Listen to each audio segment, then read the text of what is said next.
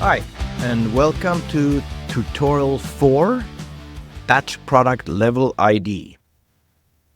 In this episode, we're going to discuss the batch level ID and what that means in digital product passports. So the full focus is to showcase for you how products are set up in the What.io back-office administration. We will also show how the system generates QR codes, but also how it allows you to manage NFC tags. And we will look into how the system works with variations and produce the DPPs that basically manage products that are manufactured at different locations and potentially different time.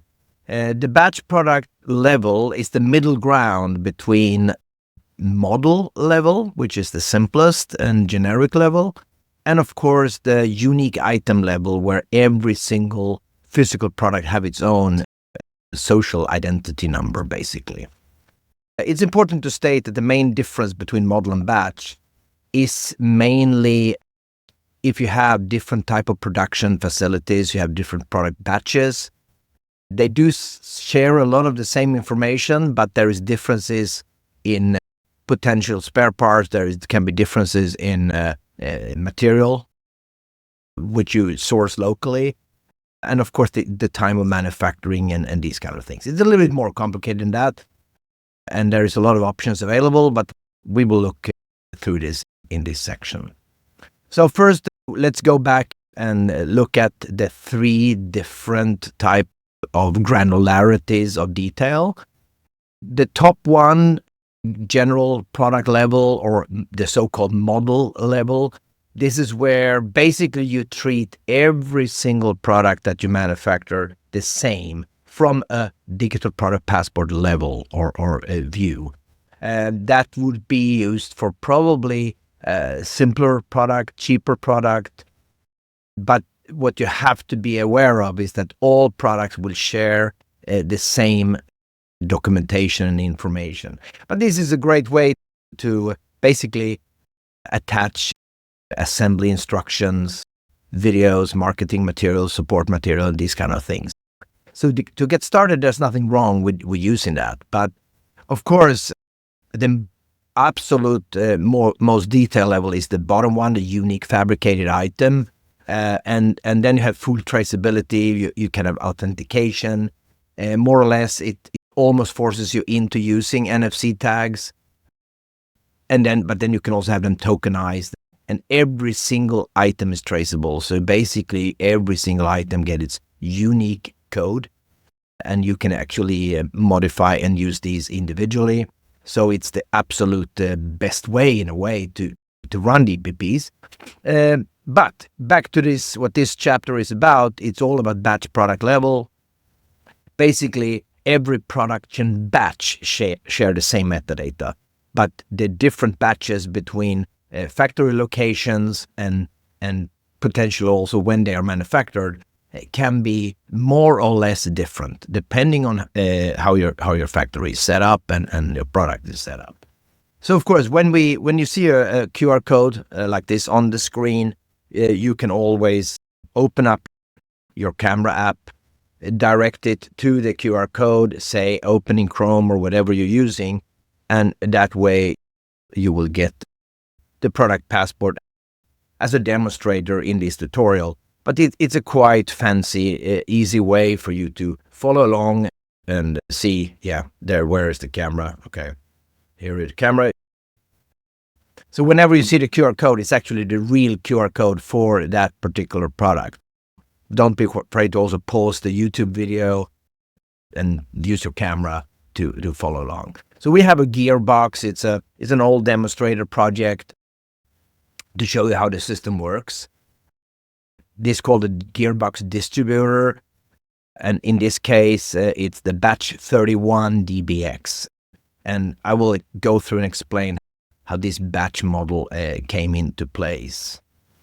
So let's go inside. What you see now is the web. You see the back office of the What.io solution. And categories is one of the main menus in our solution. And this is basically when you use batch product ID, you will have to, or no, you don't have to, but the best way is actually to set up each location where you have either distribution or factories. You set them up as a category and use the category system as the factory physical, geographically correct location. So you use that, add category, you just add them up, and you have to build these. You don't have to, you have to add these before you actually work through the DPPs. So you see also in the category field, so what you look at now, this is the web-based user view. So basically when you have scanned a QR code or you have got a link from a DPP, this is the web-based user ID, what you see now, or user view. And under the category menu, this is where you have all the information about the location, which country it is. You can have separate email and phone and website and these kind of things to that particular category. Let's go into more depth of how you set these things up. So the product section, that's actually where you build up your products. You set up the whole thing. Every product you can actually add a category to. So it's quite easy. You set up the product name, and the way you set it up can also be a little bit related to if there's a batch or a week number. The product number, you can also manage that in a way so it's easy to relate it to a certain week of production or factory location. And then you actually in the pop-up menu select the category, and this pop-up menu will obviously show all the categories you have set up.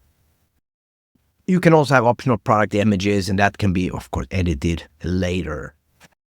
The nice thing with our system is that we have something called replicate. It basically, you clone the template. You build up one product, and then you can replicate it and clone it as many times as you want. And that will inherit a lot of the original product information and DPP related information for that product. And then you can tweak it and modify it any way you like. So in this case, we replicated the gearbox distributor, but we have changed it to week 44, and we changed actually the product number, adding LAX and changing it to factory location Los Angeles. So this is a very quick way of actually generating new batch IDs. So you very quickly can generate, in this case, the QR codes for this product. So once that is done, you have the ability to just push out the QR codes and add them to your product. And then you use them as long as it's in the same week, in the same production facility.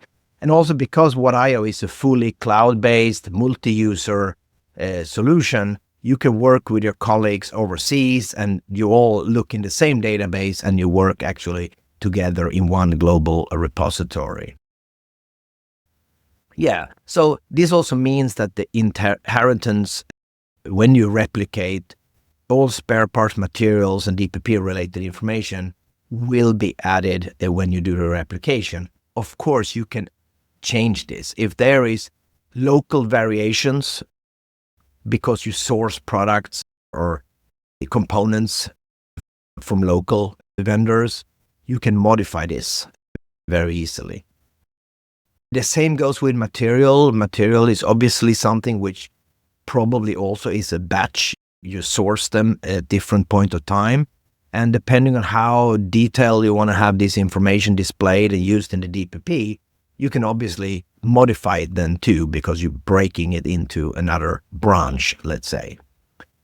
But yeah, and materials can also have their own unique material code. You can trace the materials also if you like. It's just that you need to then also replicate the materials as a batch. So we have a whole other training session about the material database. I will just show very high level how it's built up. In the What.io back office, there is a material database. You can use your own materials, which you can define and edit and duplicate, etc. And you can also see and view the public materials. So these are the two basic repositories of material information you have. The material database is then basically linked and referenced into different levels of the product assembly structure. So you can have a part which is probably a single component or a 3D printed part which have one single material that can be linked up to via the material database. The same, of course, subproducts and the main product batch in this case. So that is the relationship between these, and that is built in a way to actually gain speed and access and consistency throughout the database, so you don't actually add materials every single time to new products. It's done as an interlinked substructure of the database. Yeah, and in the materials section, there is also replicate function, same or similar as the products. So if you use this replicate function, it will create a new material batch, and then it can be linked again to any number of other product batches. So you can both have materials in a batch-driven way because you want to trace certain type of material delivery into the different products. So, of course, this can be done in a similar way, or you just use it as it is. So that's all fine. I hope you got a little bit better understanding how you can do this middle ground of DPPs. But what if we want to use NFC tags as identifiers or data carriers instead of QR codes? So the good news is that it works in a similar way. The product administration setup, what I showed, is exactly the same. You use the same technology with categories and set up the factory settings and timing settings. The difference is that, of course, you need to program these. They need to get their actual URL burned into the chip, so they really look at the correct batch ID product. You use what we call a burner app. It's basically an iPhone or Android app that you use to program the NFC tags, or you can use your own microcontroller or microcontrollers we develop that actually program the product URL. And let's have a look. So I just mentioned here 4 different ways to program batch NFC tags. One is to use our WhatIO app. It's included in our toolbox. You basically use that, you choose the factory location and the product batch, and then you program the NFC tag. The other way, if you don't like to use our app, there is a generic NFC. It's a little bit more complicated then because you can't use the link to your WhatIO login, etc. You then need to be a little bit smart about what you copy, but you can, in theory, copy the URL, which is linked to a specific week and factory location. You can copy that, add it to the NFC tool, and that way burn the NFC tags. Third way, use any of our Arduino-based Incendo devices or any other microcontrollers that have the ability to program NFC tags, and you use the batch programming. We have some more lectures about that when we showcase how to use the Incendo device, but the Incendo device is set up to be used in a factory industrial environment to very quickly, more or less without any interaction from a human, program these devices. There's also a way to use the special batch ID using Incendo or our exploratory solution Dolores, where you also can add additional data onto the NFC tag. So most of the NFC tags we're using today is NFC tag NTAG 213. It has quite limited amount of space, basically 144 bytes. But if you have the wish to add more data sets and properties to the actual chip itself, you want to have this information about production date, production location. It's a very good way to use Incendo Dolores like Arduino controlled microcontrollers, because that way you can store permanent data and burn that into the NFC tag that other systems then can read without actually checking with the internet and using the product URL, you can get direct access to this information. It might end up that you need to go up to an NFC tag 215, 216, which have more memory. And I would advise to go to 216, which have basically around 888 bytes in it, because then you can have more properties in the chip itself. So yeah, so this was a short video explaining the concept of batch programming or batch models. Then yeah, we will touch base this subject later on in other videos, but I hope this got you a fairly good understanding of how we work with batch model ID. Thank you very much.